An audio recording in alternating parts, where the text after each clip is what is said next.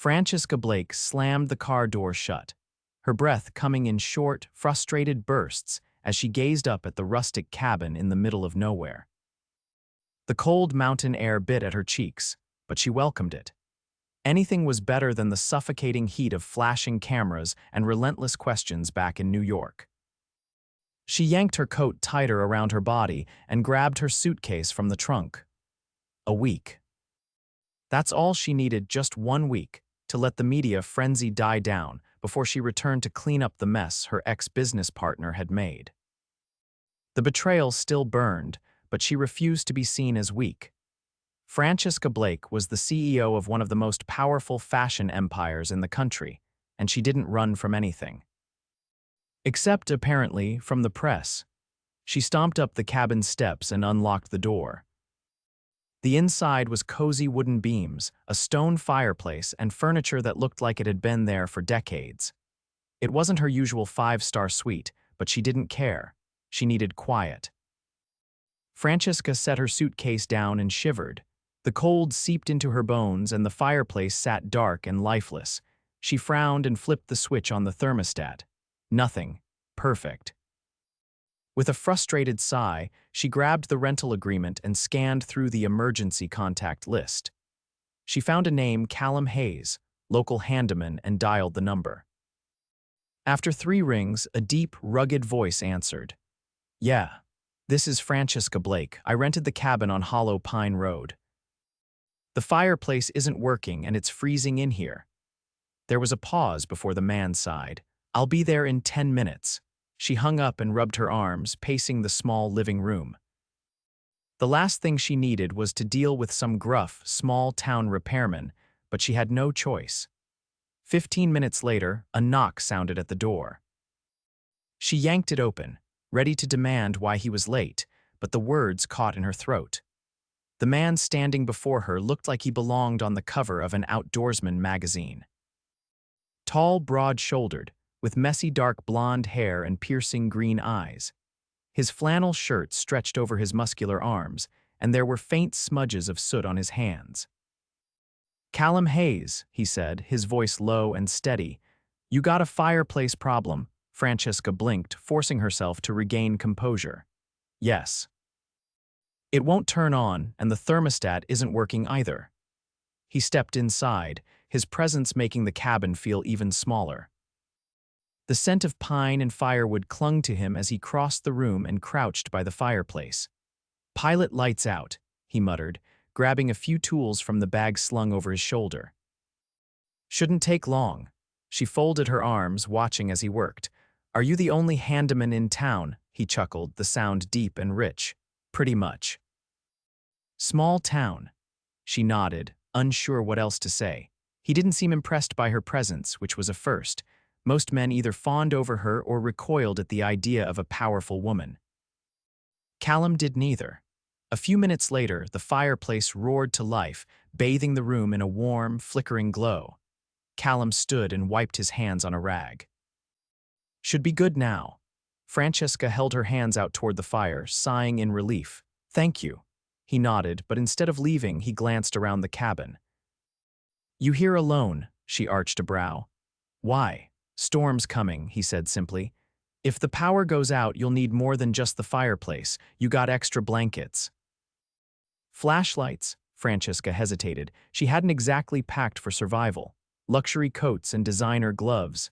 "Yes, emergency supplies, not so much." Callum sighed, clearly reading her expression. "I'll bring some over later, just in case." Before she could argue, he was already heading for the door. "Wait," she called. He turned, one brow raised. She hesitated, then cleared her throat. "I appreciate it." His lips twitched, almost like he wanted to smile. "See you later, Francesca." Then he was gone, leaving her standing in the warm glow of the fire, wondering why her heart was beating just a little too fast. Francesca had spent her life in control. Every detail of her day meticulously planned, every decision carefully calculated. But as she stood in the cabin's small kitchen, staring out at the thick snowflakes swirling beyond the window, she felt completely at the mercy of forces she couldn't command. The storm had come faster than expected, blanketing the landscape in an unforgiving layer of white. She tightened the belt of her cashmere robe and turned away from the window. The fire crackled steadily in the hearth, casting long shadows across the wooden floor. The power had flickered once, but so far it held. Still, the silence pressed in on her. In the city, she was surrounded by the hum of life cars, conversation, the ever-present rhythm of New York. Here, the quiet was almost deafening. A sharp knock at the door startled her. She hesitated before pulling it open, revealing Callum standing on the porch, a bundle of blankets in his arms. Snow clung to his shoulders, his boots leaving deep imprints in the fresh powder. "Brought these in case you need them," he said, stepping inside without waiting for permission. Francesca watched as he set the blankets on the couch, then unzipped his coat and shook the snow from his collar. His presence filled the space effortlessly, his movements efficient and unbothered. "You didn't have to come all this way," she said, crossing her arms. He glanced at her, unreadable. "Storm's worse than I thought. Roads are already bad. If the power goes out, you'll need more than just the fireplace." She exhaled slowly. She didn't like feeling helpless, and she certainly didn't enjoy the idea of relying on a man she barely knew. But Callum wasn't hovering. He wasn't offering help for the sake of it, he was just doing what needed to be done. She gestured toward the couch. "I appreciate it." He nodded, but instead of heading for the door, he studied her for a beat. "You look restless." She blinked. "I'm not used to doing nothing." Figured. He moved to the fireplace, adjusting the logs. "You're the type that always has to be working." Her jaw tightened. "And what type are you?" He didn't answer immediately. "The kind that knows when to step back." Francesca wasn't sure if that was a dig at her or just a simple truth. Either way, it unsettled her. She leaned against the counter, watching him. "You don't ask a lot of questions." "I don't need to." That should have been frustrating, but instead she found herself intrigued. Most people pried, especially when they recognized her name. But Callum didn't seem interested in her wealth or her scandal. He wasn't impressed or intimidated. He straightened, brushing his hands together. "You eaten yet?" The question caught her off guard. She had been so caught up in escaping the media storm, she hadn't thought much about food. "I know not yet," she admitted. Callum pulled off his gloves and set them on the table. "I've got stew back at my place, plenty to share." She hesitated. "I'm not in the habit of accepting dinner invitations from strangers." A flicker of something amusement maybe passed through his eyes. "Not an invitation, just an offer. You can stay here and eat whatever you brought, or you can have something warm." The choice was clear. She hadn't packed much in terms of groceries, and the thought of another protein bar made her stomach turn. "Fine," she said, grabbing her coat. "But I'm driving myself." Callum didn't argue, just pulled his own coat back on and stepped outside. The drive to his place was only a few minutes, but the snow made it treacherous. By the time she pulled into his driveway, her knuckles were tight around the wheel. His house was modest, a sturdy two-story place with smoke curling from the chimney. Warm light spilled from the windows, making the snow outside seem even colder. Inside, the scent of something rich and savory greeted her. The space was simple but lived in worn leather furniture, shelves lined with books, a few framed photos on the mantel. It was a stark contrast to the sleek, curated perfection of her Manhattan penthouse. He disappeared into the kitchen and returned with 2 bowls of steaming stew. Francesca accepted hers cautiously, unsure of the last time someone had cooked for her. They ate in silence at first, the only sound the occasional clink of a spoon against the bowl. "You always live out here?" she asked eventually. "Moved back a few years ago." She waited for more, but he didn't elaborate. Instead, he asked, "You always run when things get messy?" The question made her stiffen. "I didn't run." His gaze was steady. "You're here." She set her spoon down, irritation flaring. "I needed space." "Fair enough." He leaned back in his chair, studying her, "But space won't fix what's broken." The words hit harder than she wanted to admit. She stood, pushing her chair back. "Thank you for dinner." Callum didn't try to stop her. He simply nodded. Drive safe. She left feeling more unsettled than when she arrived. Because for the first time in a long time, someone had seen right through her. By the time Francesca pulled back into the cabin's driveway, the snowfall had thickened into a relentless white curtain. The headlights of her car barely cut through the flurry, and the wind howled against the trees, shaking their snow-laden branches. She stepped out cautiously, her boots sinking deep into the fresh powder. The storm had escalated. She made it inside just as another powerful gust rattled the windows. Locking the door behind her, she exhaled slowly, rubbing her hands together for warmth even though the fire still burned steadily. Her mind wasn't on the cold, it was on Callum. More specifically, on the way he had looked at her. Not with awe or judgment, but with something more piercing, something that made her feel exposed despite all the carefully built defenses she had spent years perfecting. She didn't like it. Francesca wasn't used to being read so easily, let alone by a man who seemed to have no interest in her power, her wealth, or the scandal she was currently buried under. He was unreadable, and that unsettled her more than she cared to admit. Determined to shake him from her thoughts, she grabbed the nearest blanket and curled up on the couch, forcing herself to focus on the fire's flickering glow. Yet despite her best efforts, sleep was restless, filled with visions of green eyes watching her too closely, of steady hands fixing broken things. Somewhere in the night the storm reached its peak. The wind roared like an angry beast, and then darkness. The sudden silence woke her. She sat up abruptly, her breath visible in the cold air. The fire had died down to embers, and the cabin was eerily quiet. No hum of the heater, no faint buzz of electricity. The power was out.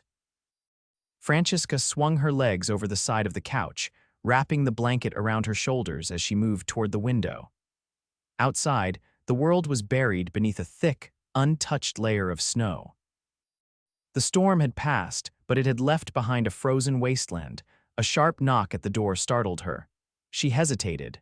No one else knew she was here.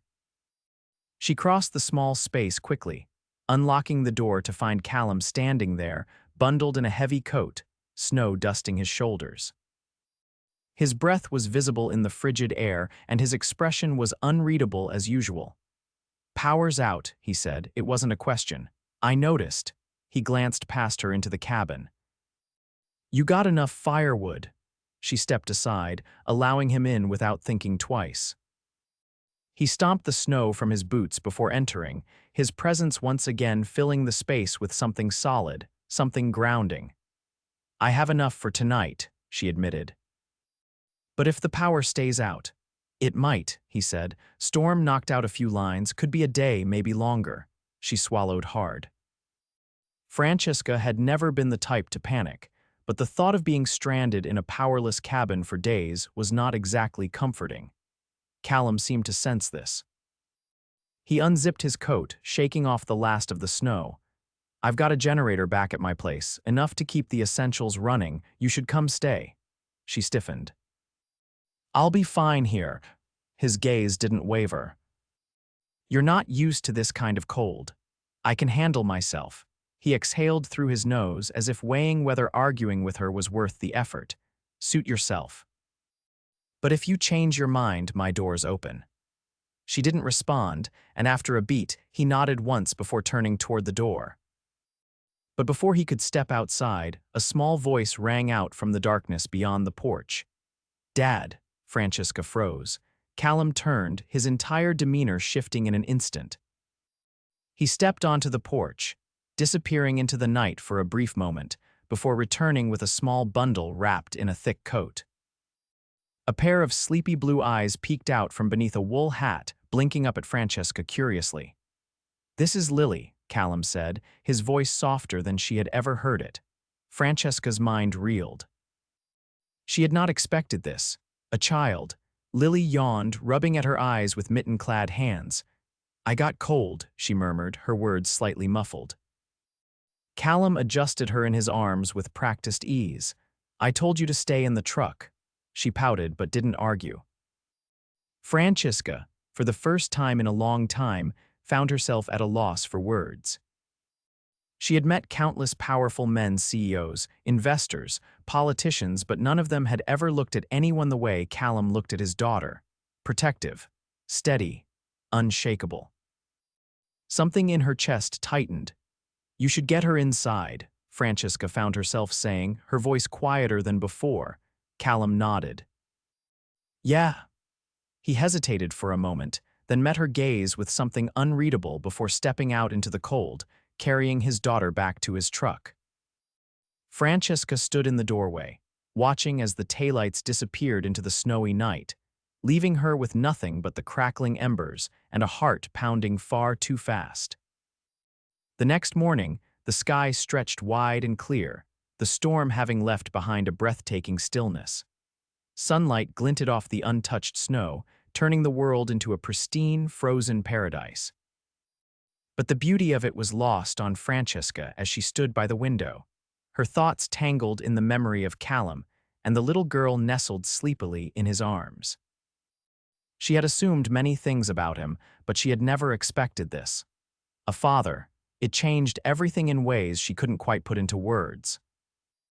A sharp knock at the door pulled her from her thoughts. When she opened it, Callum stood there, bundled in his coat, but this time, Lily was with him, her small gloved hand wrapped around his. Francesca's gaze flickered between them. "Figured you might need a ride into town," Callum said. "Roads are clearing, but your car's buried." Lily peered up at Francesca with open curiosity.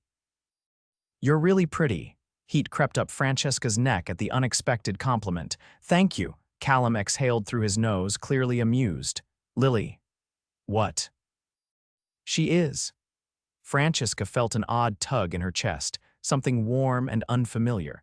She hadn't been around children in years, and certainly not one as effortlessly charming as Lily. She hesitated for only a moment before stepping aside. "Let me grab my coat."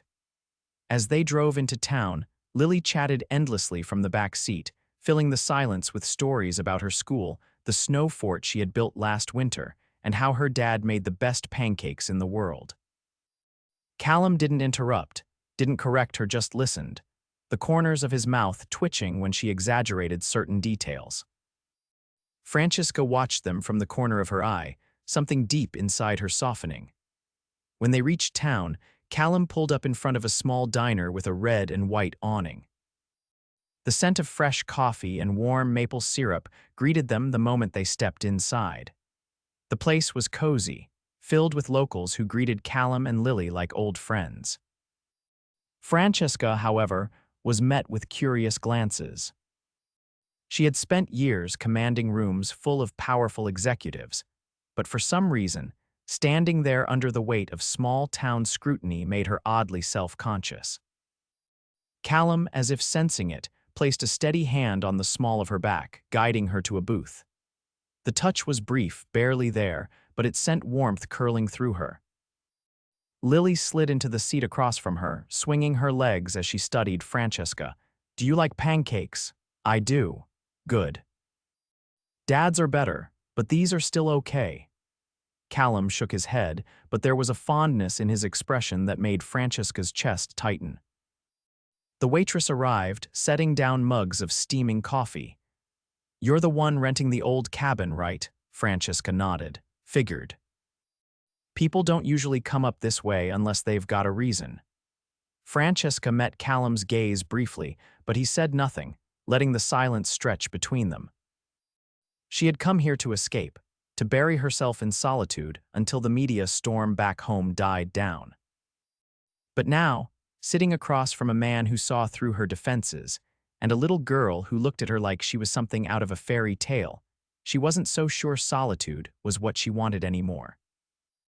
After breakfast, Callum drove her back to the cabin. When they reached the driveway, he put the truck in park but didn't move to open his door. Francesca turned to him, waiting. "You're leaving soon," he said, his voice even. She inhaled sharply. "Yes," he nodded, as if he had already known the answer. "I figured." Lily, still in the back seat, was oblivious to the weight of the conversation unfolding in the front. She hummed to herself, playing with the zipper on her coat. Francesca looked out at the snow-covered cabin, then back at the man beside her. "I didn't expect to meet anyone here." Callum's fingers drummed lightly against the steering wheel. "Neither did I." The silence between them was thick, charged with something unspoken. Lily suddenly leaned forward, resting her arms on the center console. "Are you coming back?" Francesca's throat tightened. "I don't know," she admitted. Lily frowned. "I think you should." Callum exhaled slowly, then reached over and tucked a strand of hair behind Francesca's ear, his touch lingering just a second too long. "So do I," he said quietly. Francesca's pulse roared in her ears. For the first time in years, she didn't know what came next. But as she stepped out of the truck and watched them drive away, she knew one thing for certain. She wanted to come back. Francesca had never been one to second-guess herself. Every decision, every calculated move in her career had been made with precision. But as she stood in the now warm cabin, staring at the untouched snow outside, she felt something foreign hesitation. The days that followed passed in slow, contemplative moments. The town, small yet full of life, had a way of creeping under her skin.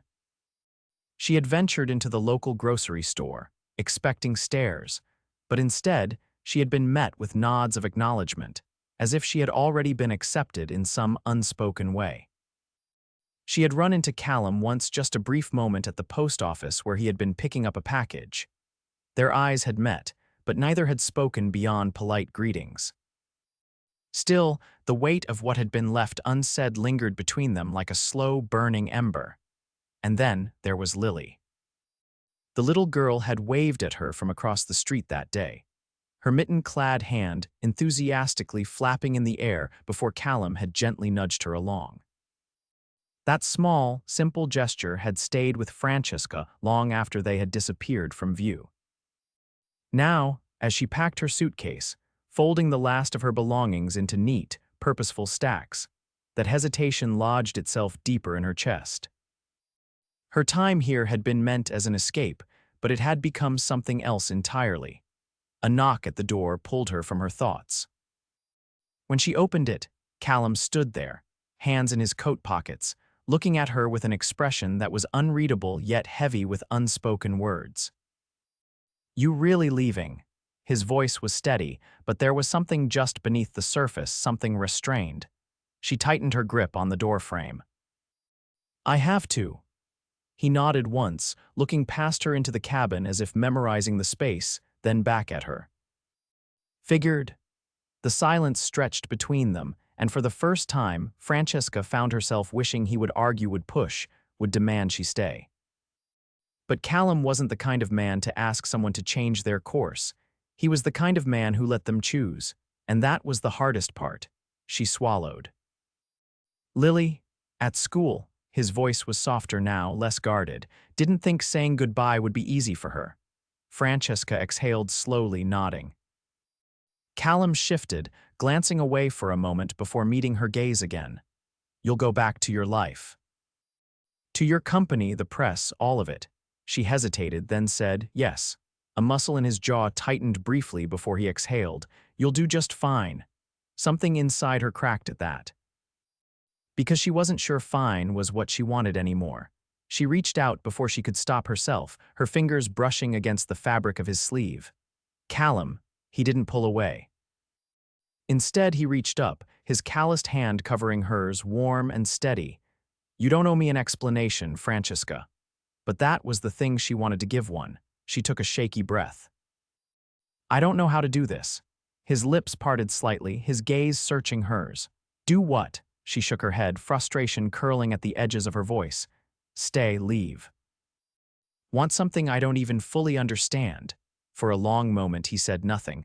Then finally he spoke, voice low but firm. "Then figure it out." She blinked up at him, her heart pounding. Callum let go of her hand, stepping back, but there was something in his expression, something that told her he wasn't walking away. He was waiting. And for the first time in her life, Francesca realized she had a choice that wasn't dictated by expectations or obligations. She could leave, or she could stay. The answer came not in a grand revelation, but in the steady, undeniable pull in her chest. She exhaled sharply, closing her eyes for a brief moment before opening them again. Callum, he didn't move, but when she spoke again, her voice was clear. I'm staying. For the first time since she had met him, she saw something shift in his gaze, something raw, something real, and just like that, the hesitation was gone. The decision had been made, but the weight of it settled over Francesca in a way she hadn't anticipated. Staying meant stepping into the unknown, something she had spent her entire life avoiding. It meant facing whatever this was between her and Callum, rather than running back to the safety of her world. For the first time in years, she had no carefully laid-out plan.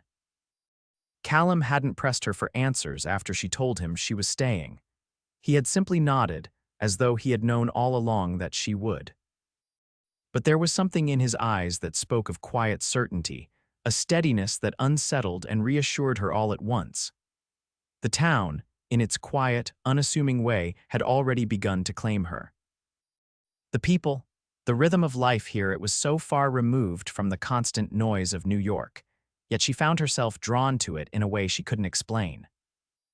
She spent the next few days finding her footing, helping out at the small bookstore when the owner, an older woman named Martha, mentioned she needed help reorganizing inventory. The work was simple, but there was something grounding about it, about the smell of old pages, about the way customers lingered over selections, unhurried. Callum showed up one afternoon, leaning against the counter as she sorted through a box of newly arrived novels. She looked up to find him watching her, his expression unreadable. "You look like you belong here," he said, his voice low. She hesitated, glancing around the shop. "I don't know about that." His gaze didn't waver. "You do." Something about the certainty in his voice made her chest tighten. Later that evening, she found herself at his house, sitting at the kitchen table as Lily chattered away about school, her small hands gesturing animatedly as she spoke. Francesca listened, fascinated by the ease with which the little girl moved through conversations, as though she had known Francesca forever. Callum leaned back in his chair, his gaze flicking between them, something unreadable in his expression. It wasn't until after Lily had gone to bed that he finally spoke. "You're different here." Francesca set down her tea, watching him carefully. "Different how?" He studied her, as though weighing his words. "Less guarded." She exhaled slowly, turning her gaze to the window, where the last remnants of sunset painted the sky in soft gold. "Maybe because there's nothing to guard against here." He was quiet for a long moment before he said, "And when you go back?" She looked at him then, fully meeting his gaze. "What if I don't?" Something shifted between them, something undeniable. Callum didn't speak, didn't move, but she could feel the tension between them, thick and unspoken. She had spent her entire life making decisions based on logic, based on strategy. But this was something entirely different, and for once, she wasn't afraid of it. The days stretched into weeks, and the town slowly became something more than just a temporary escape. It became familiar, became home in a way she hadn't expected. Callum was steady, always there but never pushing, never demanding more than she was ready to give. Yet with every passing day, the space between them grew smaller, until one evening, as they stood outside the cabin beneath a sky littered with stars, he reached for her hand. She let him. His fingers were warm against hers, rough from years of work, yet gentle in a way that made her breath hitch. "You sure about this?" he asked, voice barely above a whisper. She turned toward him, searching his face, seeing the patience, the quiet strength. For the first time, she wasn't afraid of the answer. "Yes." And when he leaned in, when his lips met hers in a kiss that was slow and unhurried, it wasn't rushed or desperate. It was steady, like him, like them. She had spent so long chasing a version of happiness that had never quite fit. But here, in this quiet town, in the arms of a man who had never asked her to be anything other than who she was, she had finally found it. And she wasn't going anywhere.